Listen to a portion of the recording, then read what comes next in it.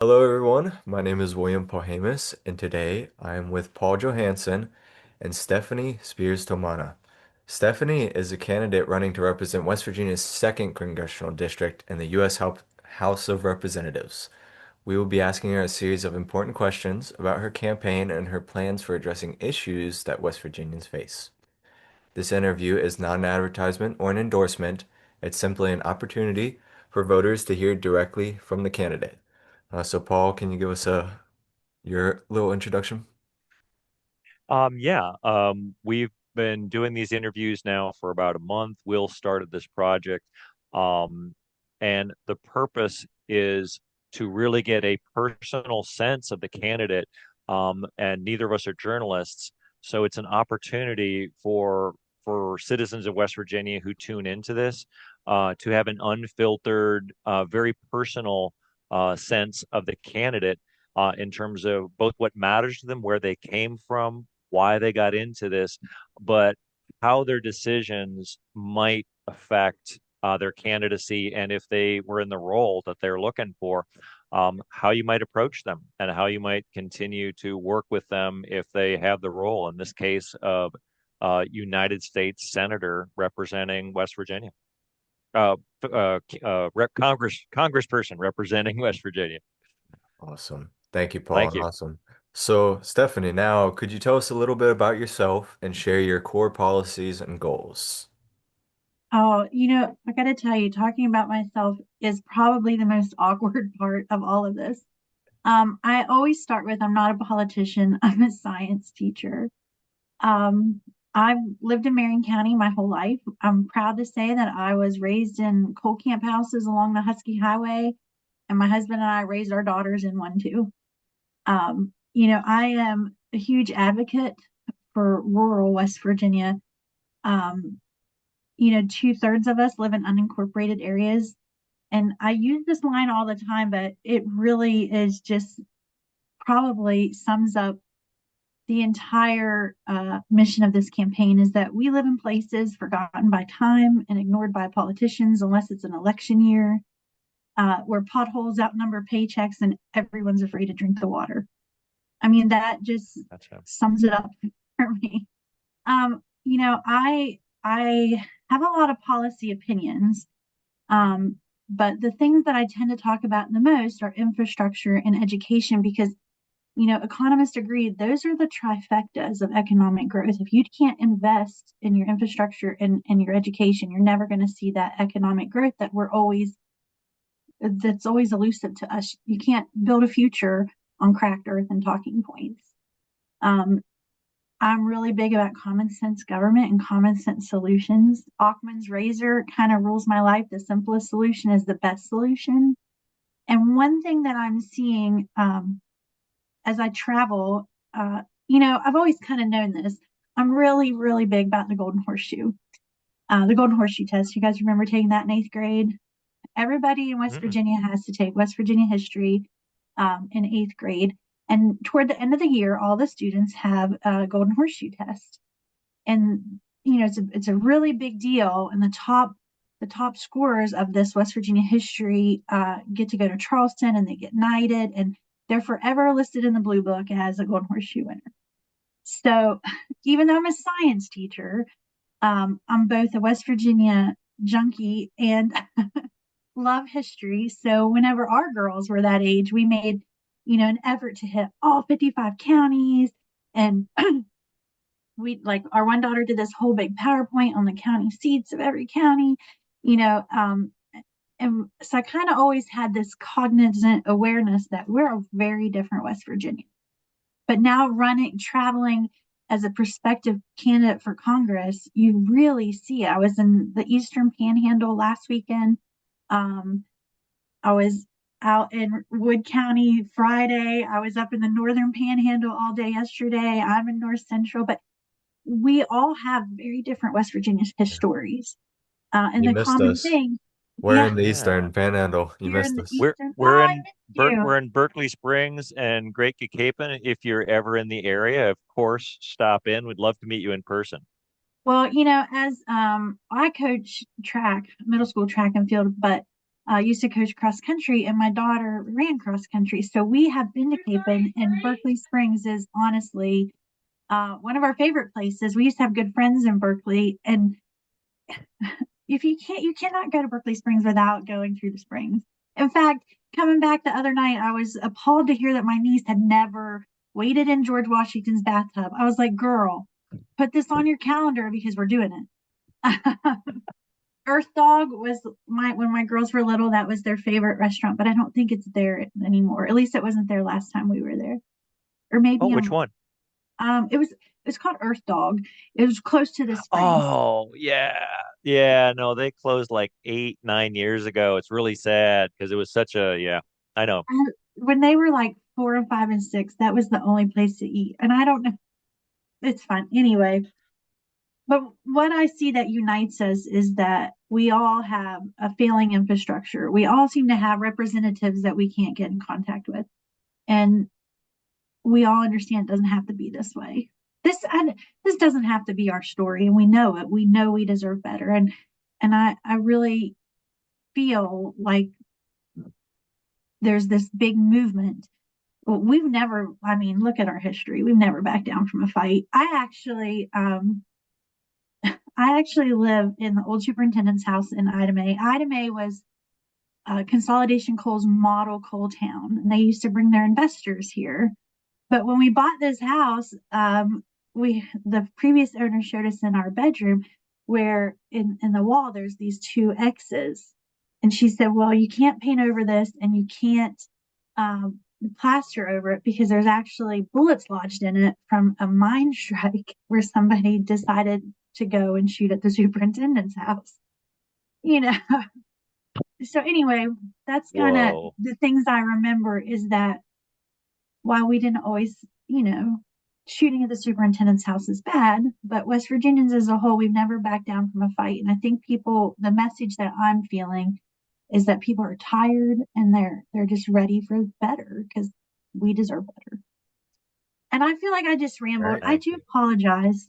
No, No, no, we want no. you This is to go in wonderful. detail. This is Whatever. wonderful. It's No, this fine. is Open-ended no, questions. this I mean, give me an no, essay we and I'm much better prepared no, no, speaker we we than we've actually got the first candidate that we didn't have as much time, and so we may be getting back with her just to because people discovered all of the candidates have discovered it's like, oh, you've got a lot of room, and that is on purpose. yeah. So I'll Most of I'll, them I'll give take you over the an next hour. question. Yeah, that Yeah. so the next question is you already sent. I think you completely answered this, but if you want to go in, I'll ask this one and the next one, and you can riff on both of them. You said where you grew up and how you know West Virginia. I think that's completely covered, but if you want to go deeper into it, go right ahead. And what influenced you to pursue politics is the next Yeah. question. I think it wasn't any one thing that made me pursue politics. Uh, It was more just this slow fire. You know, I live in an area where 5 minutes down the road, we have a town that the infrastructure is failing in plain sight. There's sewage running in their streets. They've, begged their delegate for help, and just really been gaslit. Like, oh, well, I don't know why you're complaining about it now. The potholes, I've been through 3 of the 4 rims on my car from potholes. I laugh because we call spring game show season because everybody plays the game show. Is that a mud puddle or a pothole? Which one should I miss? Which one I might be able to, just little things like that just started compiling and compiling. And if I had to pick one thing, I would say it's because I have stood in front of impressionable 13, 14, 15-year-olds for the last 20 years. And I've told them they can be anything they want to be when they grow up over and over. And I know they can't do it here. I know I should preface with I have taught when I started teaching, you couldn't get a job in education. I was very blessed to get a position and not have to substitute at a small parochial school. And I enjoyed it. I'm Catholic, and I got to teach in a Catholic school, and I got to, my kids got to go there, and I got to go downstairs and be like the kindergarten mom sometimes. And, I really was blessed to have those early years with them. But now you can't get a substitute. You can't, half of our classes are, filled by non-traditional teachers that are long-term substitutes. If it wasn't for the teachers that retired and came back to substitute, to fill those gaps, like we couldn't do it. In the meantime, I know what poverty looks like. For a lot of people, I've noticed education is a really good talking point, but this is my life's work, and they're not looking at the big picture. Hungry kids can't learn. Kids that don't know where they're going to sleep tonight, they don't care. Kids that I don't know that people realize we get a handle with care message almost every morning. A handle with care is email. It doesn't give us any details, but that the police were maybe at somebody's house, or somebody was taken from their home, or there was some incident that we just need to kind of handle with care. The kids that walk into our schools are carrying so much baggage, and they can't put that down at the door. It doesn't work that way. I have 1 in 4 students, and that's like faces for me. It's not a number. They can't afford a pencil. I've probably bought 2,000 pencils of my own money this year. And I swear I'm not going to buy any more because they don't take care of them. But at the same time, you got to have a pencil. We have washers and dryers and clean clothes at our school. We have kids that come for a shower. We're blessed to have a community and schools advocate this year that does take a lot of load off of teachers and the faculty in the system, to have that liaison. She, makes sure that there's food in their lockers to take home on Friday night. She makes sure if they need something, that she's accessible. But a lot of schools don't have that. We have, as uncomfortable as it's going to be to hear, but we have girls who don't have access to feminine hygiene products. And as uncomfortable as that is to hear, it's so uncomfortable to live. And I think just watching this future be dealt away with talking points just finally said, you know what? I have a voice and I'm going to use it. Yeah. If nothing else, I'm going to use it. Yeah. And that shouldn't be uncomfortable to hear for a Right. person that cares about people, Yeah. And giving people Yeah, no, what they need. yeah, that I you believe, just highlighted one of the yep. Yeah, sorry. I was going to say, I just believe that government, like I'm older, I'm in my 40s. Every decision I make isn't going to affect me. Like it's going to affect the next generation, the next 10, 20 years. We're not being good stewards of West Virginia, and we're definitely not being good stewards of these kids' future. If we want to give them a leg up, we have to start making better choices. Got it. No, and thank you. You've highlighted what you shed, and Will's response. A lot of what I would say, this is me riffing a little bit, a lot of ordinary reality gets buried in what I think you're describing as the talking points. And then by being you can't talk about it, and then essentially it's not real. Right. So part of why this is an opportunity is you say something that people all know about, they're all experiencing, but if it's not talked about, politicians can get away with pretending and nothing's going on. So thank you for sharing and really making it very human. I appreciate it. I was Um, oh, go ahead. yeah. Sorry. No, I was going to give Will a chance to do the next question, but go ahead. Oh, I was just going to say, I heard something very profound. I was down in Tucker County a couple weeks ago. They had a community forum about the proposed data center. So they had asked for, environmental studies, hydrologic studies, but we're not doing that, for all the wrong reasons. But they kind of crowdfunded their own environmental study. And there's from the microgrid gas power plant alone, it was projected to going to result in millions of dollars of healthcare costs that will befall on the residents of Davis and Thomas, but also 2 deaths a year. 2 excess deaths a year. And I heard somebody say, these are people, these aren't numbers. These are people. Is it your mom? Is it going to be your grandma, your brother, your sister? Like, these are too many excess deaths. And I think too often we look at numbers and we don't see faces and people. And that is Right. supposed to be, or at least in my mind, governance is supposed to be about people. So Right. Yep. And I'll Yeah. add to those, when you say the 2 excess deaths, kind of in quotes, is like a political talking point. But for every death, in my experiences, there's something on the order of 10 people whose health was affected. They're less exactly. productive. They're sick. They're coughing. They're dying. They have a chronic conditions, and so you exacerbate it. And so, just talking about the deaths, like you're going to focus on that. It's not like an event. It's affecting Exactly. everyone, and everyone who's attached to somebody who's dying or sick is also less available. So, thanks for expanding on it. All right, Awesome. Will. Of course, and thank you for the detail with that. So the next question, this one is not a gotcha question. We ask this to every candidate to to clear the air with anything. It's is there anything about your history which, if revealed, could harm your campaign?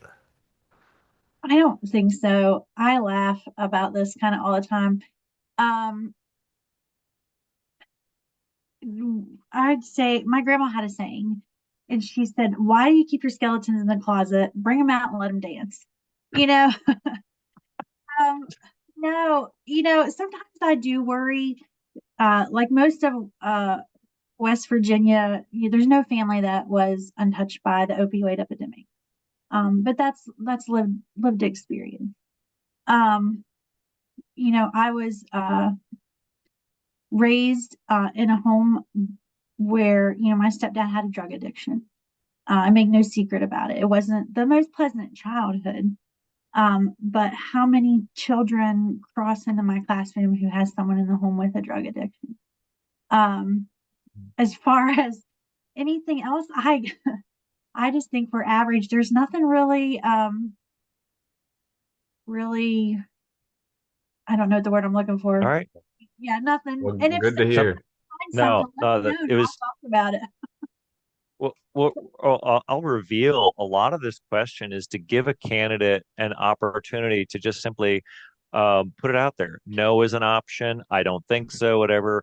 Um, but it's what is your response and how do you want to? So, yeah, thank you. That's all it meant. That's all it's meant to be. Yeah, I feel like that's Yeah. really the only thing that anyone's ever asked me about. But that's like Okay. small town stuff. In Berkeley Mhm. Springs, they're not Yep. gonna, oh yeah, I remember her stepdad.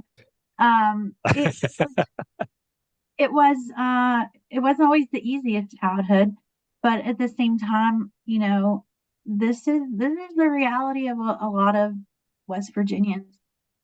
And Yep. it Got is it. what it is. As far as adulting, sometimes I get a little vocal at the board of directors meeting, but Good.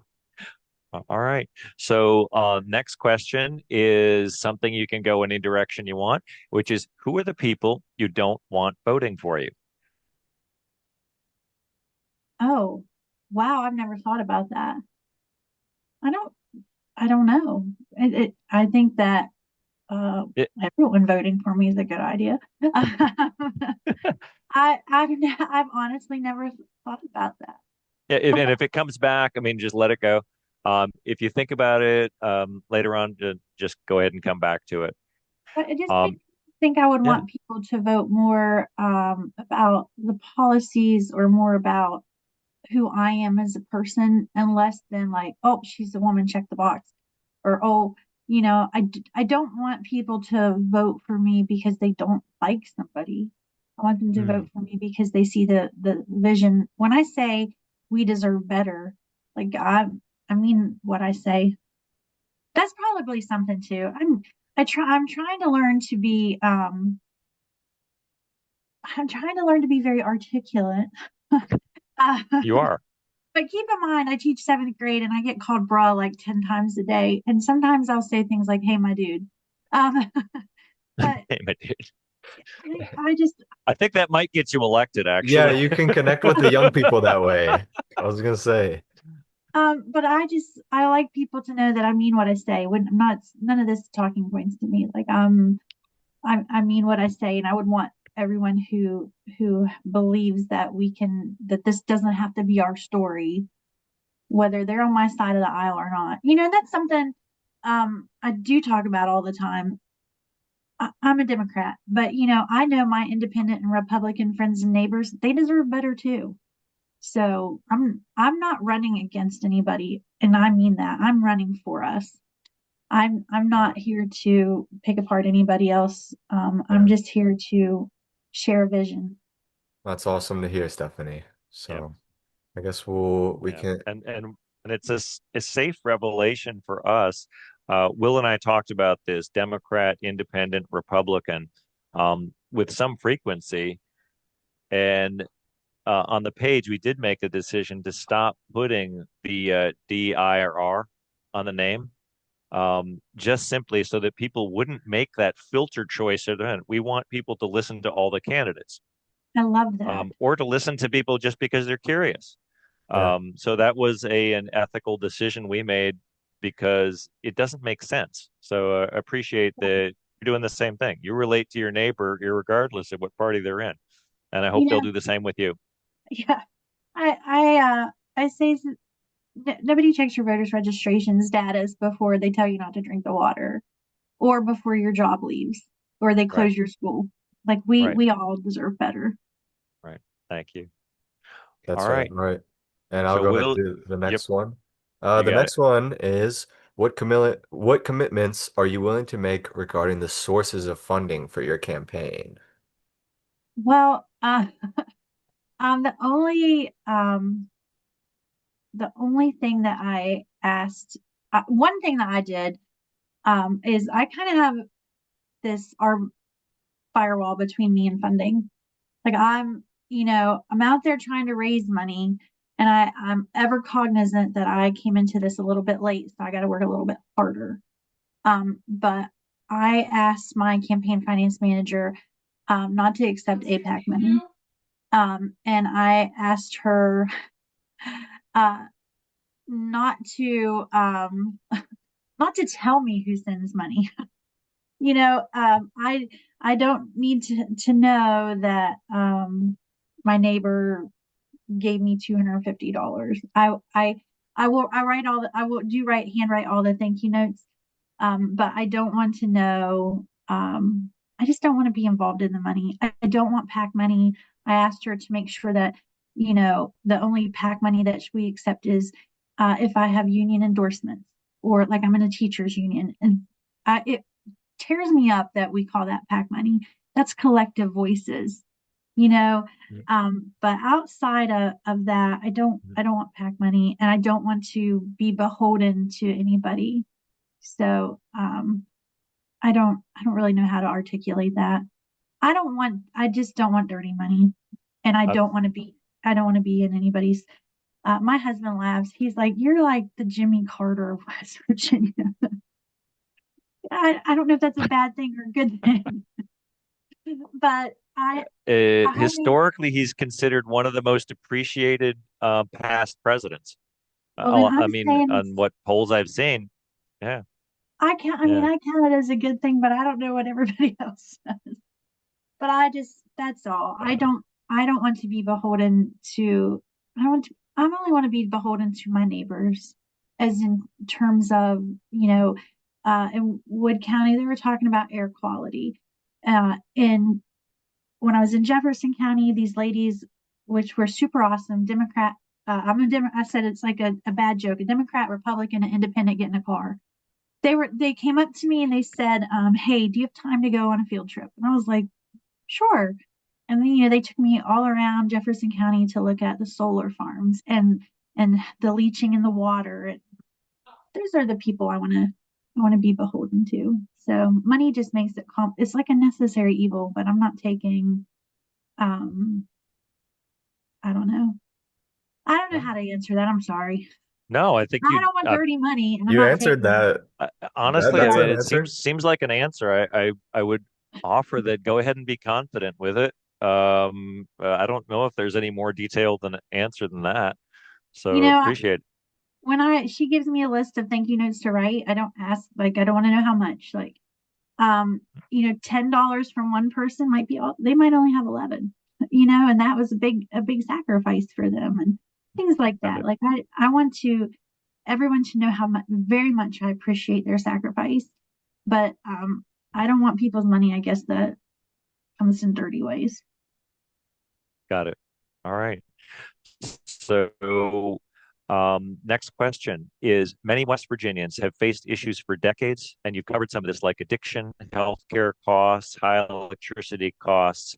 What will you do differently to ensure your plans actually turn into results? Yeah. And to add real quick, it doesn't have to be just those issues. It can be any other issues that you Did we can think. freeze?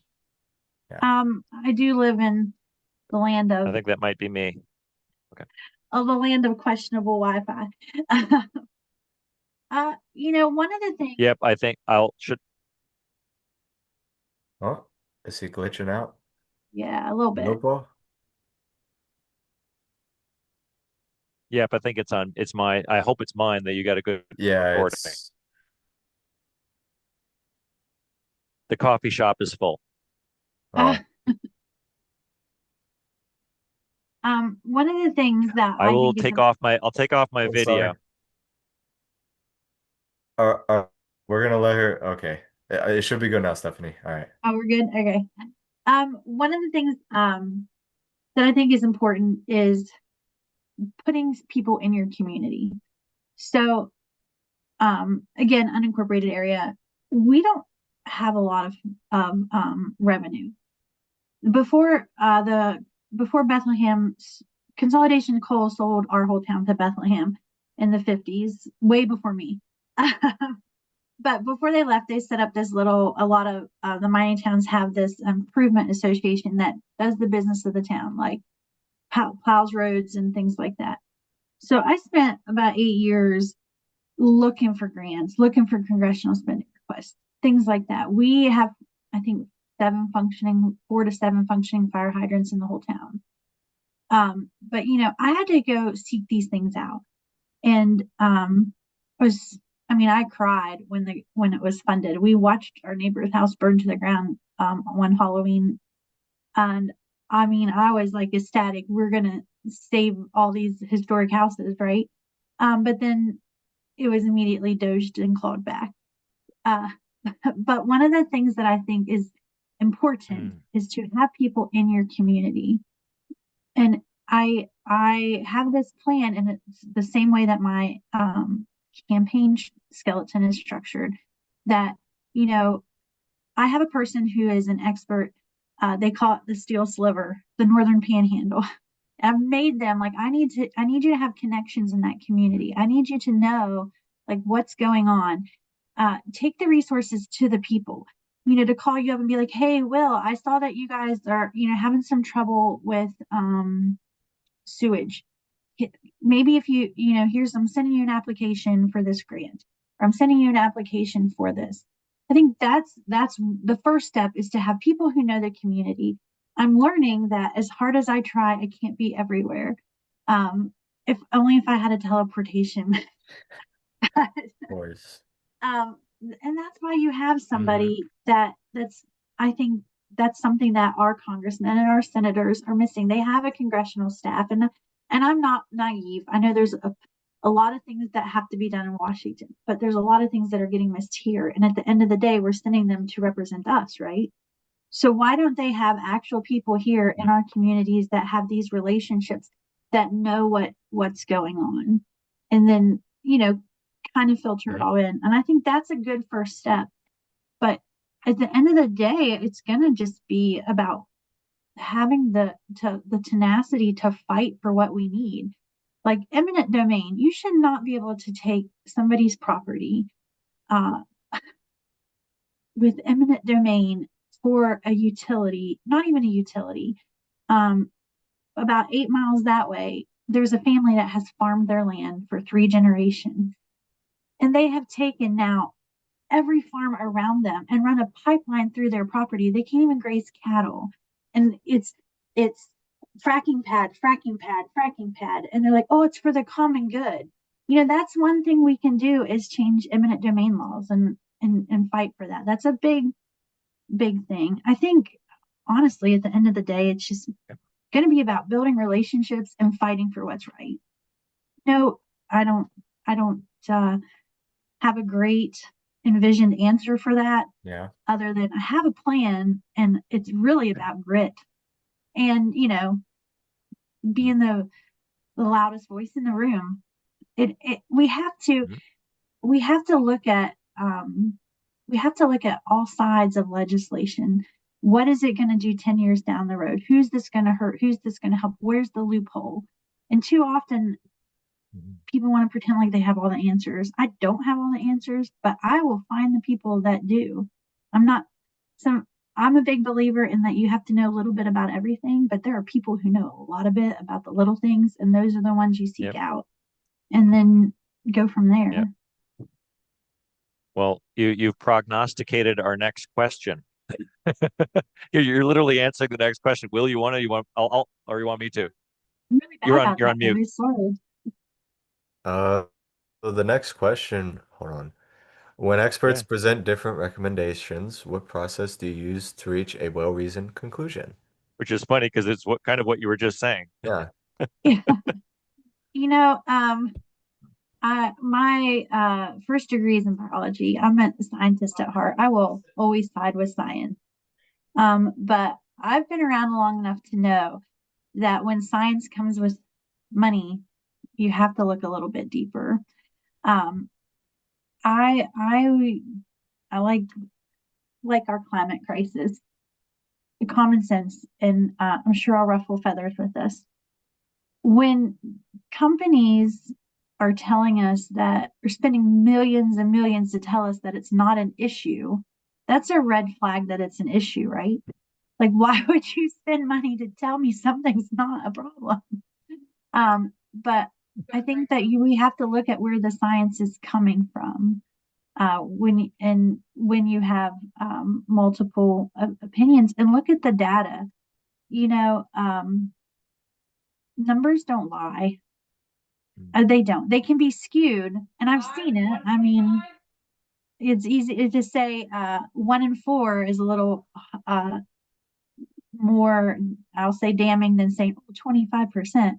So people are like, oh, it's only 25%. But if you look 1, 2, 3, 4, 1 in 4 is like, wow, right? So I think we just have to be more deliberate in the data, and we have to ask questions, bigger questions, and look for independent science. And I don't know. I just think be rational. And I think that's where the money comes back.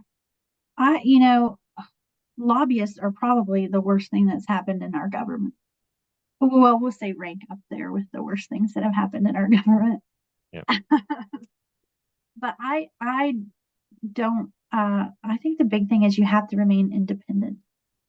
One of the things that I promised myself and my family is that this will never change who I am.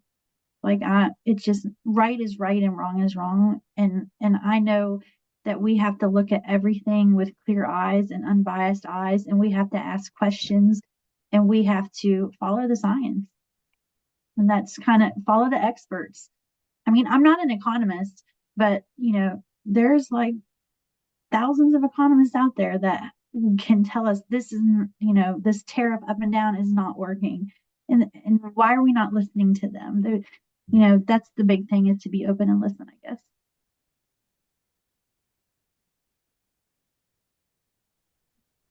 Paul, you want to go ahead with the next one? Yeah, well, I've still got a decent connection. What one necessary policy to address West Virginia's longstanding issue that might be unpopular? Oh, let me try this. All right.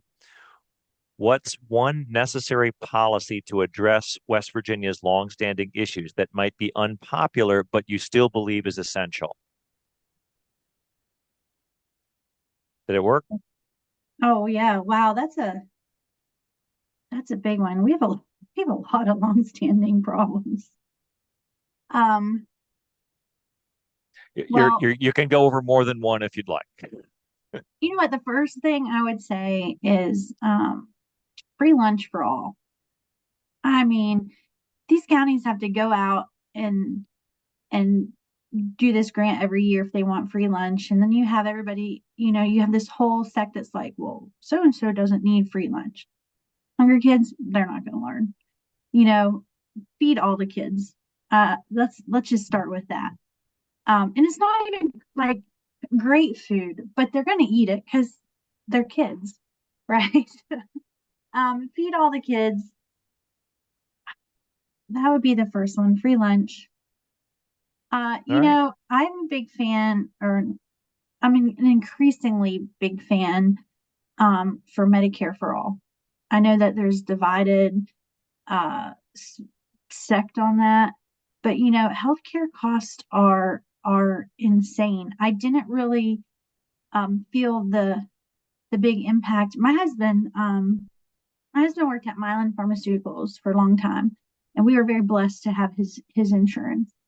But when Mylan Pharmaceuticals left, and he went into retraining, and we had to pick up PEIA. I did not realize how bad it was. It's unsustainable, the copays, and again, I feel blessed. But I'm a proponent of Medicare for all at this point. I see that we have multi-billion-dollar profits in healthcare that are supposed to be nonprofit. I see that you have to beg, borrow, and steal to get them to cover something. Um, and Mm-hmm. the only hesitation I do have with Medicare for all is I see, we have a lot of unions that have worked hard for their lifetime benefits, so insurance and retirement. I wouldn't want to see them disenfranchised. Like, we would want to preserve what they've worked for. But I do think we should be working towards some Medicare for all, because healthcare access and healthcare affordability is a huge issue in our state. I think 35 of our 55 counties are considered like primary care deserts. I have to double check the number, but I got a lot of numbers rolling in my head. But I know that there's a lot of counties where people have to drive just to get emergent health care. So that those are probably two issues that people aren't super excited about. But and then, my God, we do have to do something. We've been the poorest state forever. Uh, we're an extraction colony at this point. You know, so I would like to see some policies that help West Virginians keep the riches that are being pulled out of their land. Awesome, awesome. All right. Okay, so the next one, and again, thank you for all the detail you put into this. I think you should be Am I over talking? I think you Yeah. should be confident in your answers because they're good. All Yep. right. I'm Agreed. sorry if I'm over talking. You're probably the first adult No, I've you're, spoke to today, besides which is, looking across at my husband, who's like, that man drove me. I mean, I don't know how many hundreds of miles yesterday. It was actually really cool to be driven and not doing the driving. yeah, I hear you. I drive my wife. Generally. I drive her crazy sometimes, and she drives me crazy. So we've got her driving in. Good Um, marriage. Isn't that Thank you. You know, what Will, we you got the commit next. to? Yeah. No, the next one you've got is experience or expertise, Will. Yeah, I got you. Yep. So, Gotcha. what experience or expertise best prepares you for this role, and where do you expect to rely on advisors? You can touch on that a little more. I didn't hear the last end, Will. Oh, I'm sorry. it says, I'll just repeat it. It says, what experience or expertise best prepares you for this role, and where do you expect to rely on advisors? You know, I think, uh, or I hate to say it. Everybody tells me don't say I think. Um, you know, I have lived this life. My West Virginia story is my story, and that in itself um adds some, that learned life experience has to add some expertise to this. Um, I keep hearing I'm just a teacher, and I don't think people really know what that means. Hmm. we make about 1,000 decisions an hour. We have budgets. We manage crises. We, you know, it's a lot some days. So when they say teacher tired, it's a real thing. You know, we're holding a lot of society's problems right now and trying to teach the curriculum.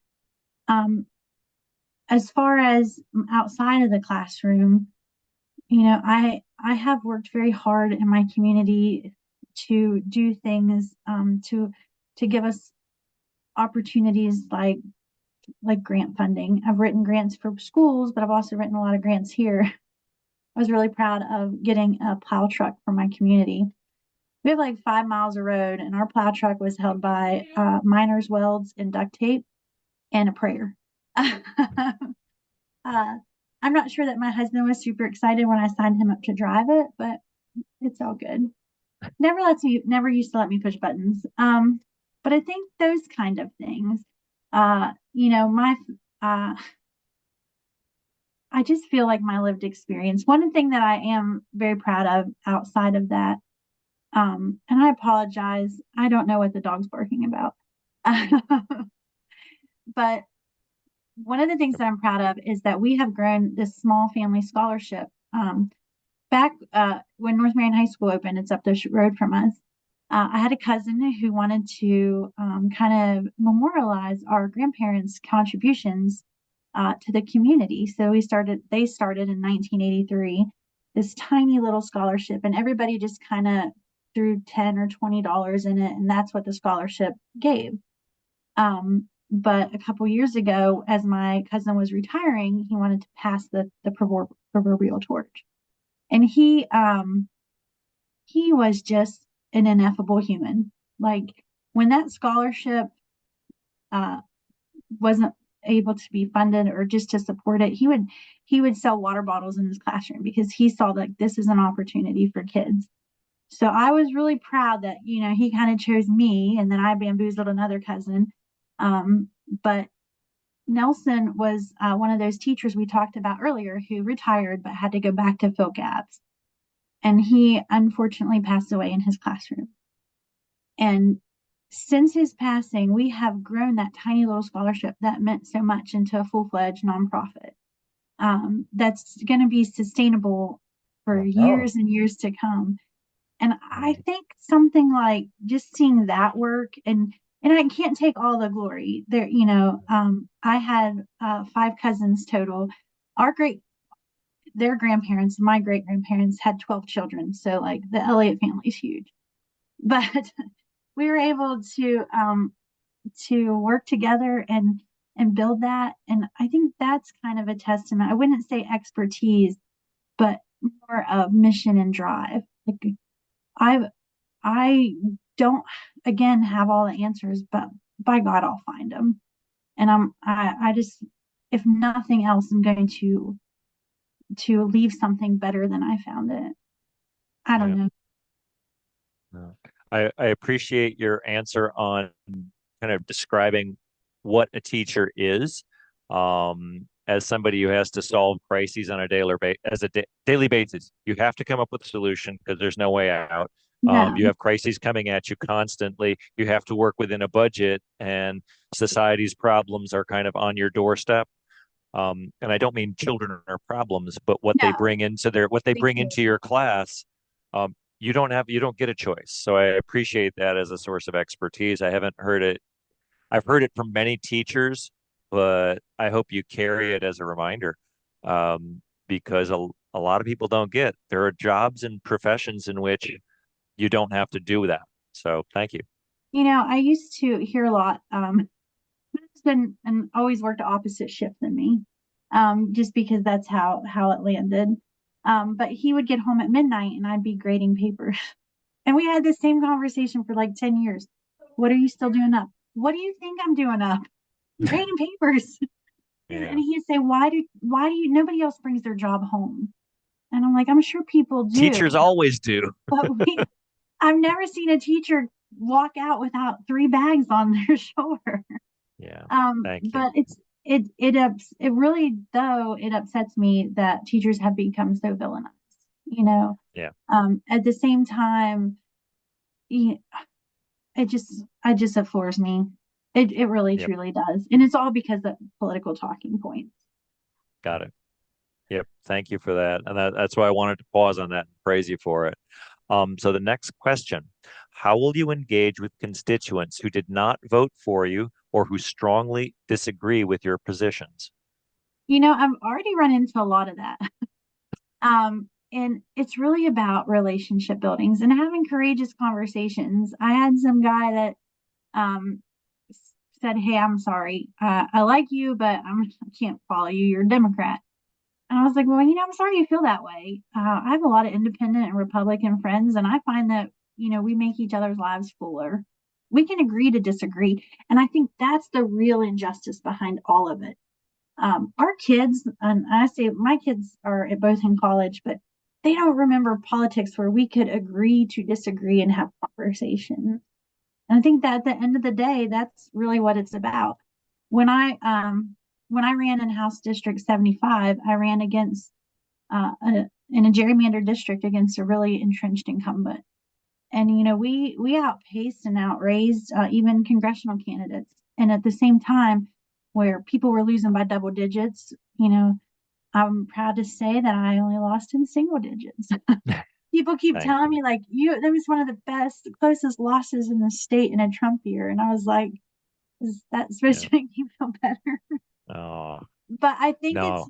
because of the relationship building, just getting out there and people are tired. What the people I'm talking to on both sides of the aisle and in between, they're tired of the rhetoric. They're tired of the partisan fighting, and they're just tired of being talked at. They want to be talked to. And that's, I think, what we have to do. We have to cross those aisles and we have to have those courageous conversations, and we're not going to agree on everything. But you're here to represent everyone. And that drives me crazy when people are like, "Oh, well, she's Democrat. I'm not." My own delegate is notorious for not talking to Democrats, but Hmm. he's supposed to represent me too. It's everyone's West Virginia, and it's not the prettiest conversations you're having, but you got to do it. And That's right. you're really just, I mean, my own brother is very polarized, opposite of me, and we have intense conversations, but it's really just about, I think, listening and having meaningful conversations. I want to, yes, absolutely. Will and I have met each other in that environment of not so much depolarizing because we have to be passionate about what we're passionate about, especially when we think it matters. So the page that Will and I are on is that there's a Facebook page that we met on. Oh, And that's because Facebook is so polarizing, the person that set it up, I helped him put together rules for the page that would go against what Facebook naturally does is create this animosity. So we use rules on the page in order to bring people back to discussion based on facts, based on listening, based on learning. And it works to me better than a lot of other pages.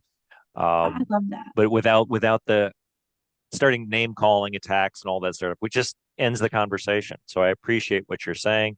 It's difficult to hold conversations with people who don't want to keep talking. If they just want to walk away and put a label on you, it's like there's not much you can do, but we still have to find a way. So we keep striving. I'm a really firm believer that our elect should mirror our population.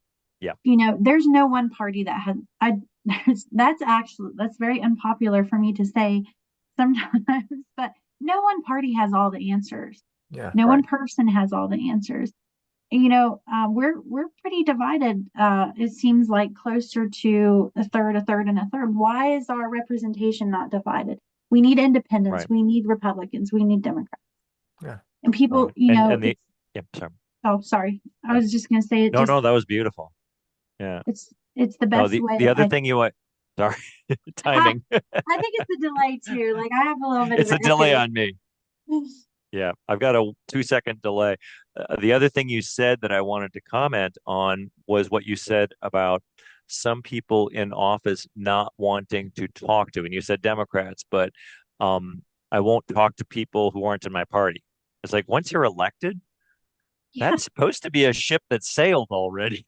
yeah, I mean, yeah, you're supposed to meet with everyone, and part of our hope for this page is that candidates who have interviewed will recognize it's an opportunity and challenge anyone who refuses to meet with their constituents to continuously point out that's not okay. it is not. You're in elected office. You have to meet with everyone. You have to listen. You have to learn. You can still disagree, but not talking to them doesn't seem like it should be an option. Yeah. And I think, and I agree with you. I think there's more people than I've ever heard before who are just upset that any elected official would say, I'm not talking to somebody from the other party. That seems to be a growing trend of like, what the hell are you talking about? Yeah. I'm old enough to remember when President Obama was elected, and it was just this soundbite of Mitch McConnell saying that their whole mission forward was to make sure that he was essentially the do nothing president. Like the whole job of Congress shifted to make sure that nothing was ever going to be done while he was president. I don't know if you remember that, Yeah. but it Make him a feels one term. like that that is where we've been. It's like being stuck in the mud. That is where we've been for so long. And again, it's just a real injustice to this new, generation that's stepping into adulthood, because this is, in my mind, not how it's supposed to be. Like, this is not how it's And it supposed to doesn't be. have to be that way. Yeah, That's Yeah. what I always see. I see all these things going on, like, why? It doesn't have to be that way. And some other candidates have said that, it's the minority is the loudest and they're also the smallest. So the I Yeah. majority agree. of people do not, they don't actually feel that, Yeah. like what the Yeah. minority feels or that, the hateful things. That's not the majority of people. But Right. I And it's, yeah. Oh, go ahead. I was, So Will gave me a chance to turn a phrase. I like playing with language. That's not the way it's supposed to be. It could also be, says, that's the way it has to not be. has to not be. It My has to not youngest be that way. just registered to vote. She's 18, freshman in college. And she's like, Mom, why would you want to be in politics? These people are crazy. And I'm like, but it doesn't have to be this way. yeah. This is not how And it has to be. And if you just ignore it, I actually saw a thing today and it's like if you if you don't interfere with politics, politics will eventually interfere with your life. With you. Right. Yeah. So meaning Thank like you. if That's you a good don't one. get out there and do something, it's gonna affect you, you know. Yeah. But It and I don't think that people see that. yeah, Um, it's I because of don't how think that polarized it is. yeah, I honestly, I haven't said it too often, but I kind of quit watching the news after the last election, and did this entire shift to reading the news, because I don't want you to tell me what's going on. I want to read what happened and Yeah, make me my too. own. And it's funny because I kind of adopted that from my children. They're 23, well, we'll say 23 and 19. They're both eight turning soon. But they read all of their news. They're like, why would you watch the news? Right. They don't want that opinion. And Yeah. I'm low key proud as a mom, because I'm like, Like, oh, cool. I raised good humans. yeah. But then I was like, that's such a great a way to approach things. Yeah. It's just not how this yelling and this whole, you know, we are not enemies. That's Uh, right. we your voter's registration does not make you my enemy. Yeah. We have different opinions, different political ideologies. Like, we're all drinking the same questionable glass of water, you know. Yep. So yeah. And I mean that's where that too is Yeah. where our organization is All focused. right. Will, you or me? Oh, hold on. Can you hear me? Hello? Yep. I think you're glitching. Now Oh I yeah, but I was saying can. like that. That's, we want to inform people how to think for themselves. That's like I don't, and I think a lot of Republicans too, they would agree with that. They don't want people telling them what to do, and reasonably so. And but Right. how the thing is, how do we put that forward? Like, how do we actually do that? So that's kind of where we're how we want to inform people. It's like we don't have to listen to the thing. We can like look it up ourselves and fact check these things, and it goes for both sides. It's not just Republicans, But we'll go ahead. We I have spent a two. lot of, oh, go ahead, sorry. Yeah. Oh no, we were just gonna ask you the questions, but finish what you were saying, please. I was just gonna say, I've said to my children 100 times, like they'll like be like, look at this on TikTok. I'm like, you'll spend 20 minutes figuring out what kind of potato you are on a quiz, but you're not gonna fact check that. Like, and when I say my kids, a lot of times, I mean my kids in the classroom too. They're your kids too. Yeah. Like, no, we gotta fact check people, Yeah. and we have to use like solid sources. Yes, that's right. All right, so we have two more questions for you. I'll do this next one, and then Paul got the last one. Is that I guess you kind of talked about this a little bit, but feel free to expand. And it's what is your plan for transparency and accountability while in office? It might sound a little bit of precocious, of being precocious, but I intend to be the most accessible, transparent congressperson that West Virginia has ever seen. I mean, I put my own phone number out there. You call me, and I know that may change when you're in office, when you're looking at, a million or so people that are going to be calling you. But I think too, having people in their community, we talked about how I want people, for example, um, Congressman Moore was having a town hall. Really, it was just somebody from his office that had office hours once, and it was like for 45 minutes. Um, that doesn't work. I want somebody that you can go to that that can kind of be that liaison, but at the same time too, I don't want to be in my community. I'm just Stephanie. Like, I'm still gonna go shop at the Food Lion. I'm Yeah, still you're gonna only go one to the person. You yeah. you can only do so much. Exactly. But I want to still be me, but I want these I will have other people that are next to me, because that is the only way that we can do this. Mhm. You can't just become this aloof person living in wherever. But I think like that is, and if I'm not, hold my feet to the fire. Be go find my mama, and she will. you know That's the commitment from the campaign. Stephanie says, "Go talk to her mother, and she'll get through to you." she That's does it. great. There were four of us, and she'd always set us between her in the middle, and she did this thing called dead finger. I don't know if your mom's ever done it, but it's like a snap, and oh my gosh, and make your arm fall off. Yes. And I mean, no matter how old I get, I'm like, yes, ma'am. But no, that's it. Like, well, the town halls, they're necessary. And I don't mean like that phone bank town hall that they used to do and call you. Like, you need to go into that community and be like, hey, everybody come out to have coffee with Stephanie at the Joe, or whatever. Those are things, and I know that sounds maybe naive, but to me, that's how it's supposed to work. You're Mhm. supposed to be very engaged with the people you're supposed to represent, even the ones you might not agree with. Mhm. Got it. Well, thank you. Awesome. All right. So, last question, and then anything else you want to share that you just feel like it wants to come up is what is your experience of, and would you support ranked choice voting as an option for West Virginia, and would you promote it? I'm not sure. I've read about it. I've seen it in other states. It's probably something I would really have to look into a little bit more, but change isn't always a bad thing. I Yeah. I think that, if we want to see a different, if we want to see change, sometimes we got to make changes. It's definitely something. I'm going to make a note so that when we talk again, I will have a solid answer. All right. But No, that was uh, that. Thank you. You modeled exactly the.